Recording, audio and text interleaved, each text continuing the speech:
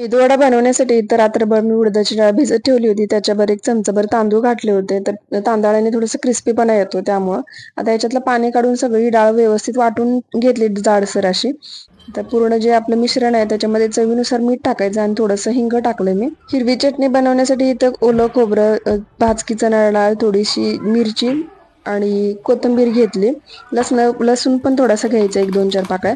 हे सगळं वाटून घ्यायचं आणि आता याला फक्त तडका देऊन घ्यायचा. या चटणीला जास्त वेळ शिजवायचं नाही, फक्त तडकाच देऊन घ्यायचा. आणि आता इथे तेल गरम होते तोपर्यंत हे मिश्रण जे आहे तर ते पूर्ण परत एक वेळ फेटून घ्यायचं व्यवस्थित हाताने. असं फेटल्यामुळे आपले वडे जे आहे ना तर ते एकदम छान फ्लफी होतात, असे आतून एकदम मऊ असतात आणि वरून पण क्रिस्पी होतात त्यामुळं. आता पाण्याचा हात घेऊन इथं वड्यांचा शेप देते मी, थोडा थोडा एक छोटा छोटा वळा करून आता व्यवस्थित असे वडे बनवून आता हे तळून घ्यायचे. वडे तळताना तेलामध्ये थोडंसं सोडताना केअरफुली सोडायचं, कारण तेल उडण्याची शक्यता असते. आणि तेल जास्त पण गरम नाही करायचं आणि जास्त पण एकदम लो फ्लेम नाही ठेवायची, मीडियम फ्लेमवरतीच व्यवस्थित फ्राय करून घ्यायचे. 1-2-4 मिनटं लागतात, उशीर लागतो थोडंसं, पण छान क्रिस्पी होईपर्यंत अशी फ्राय करून घ्यायचे. आणि आता आपले वडे तयार आहेत. रेसिपी कशी वाटली सांगा कमेंट करून नक्की, आणि इतरांना शेअर करा.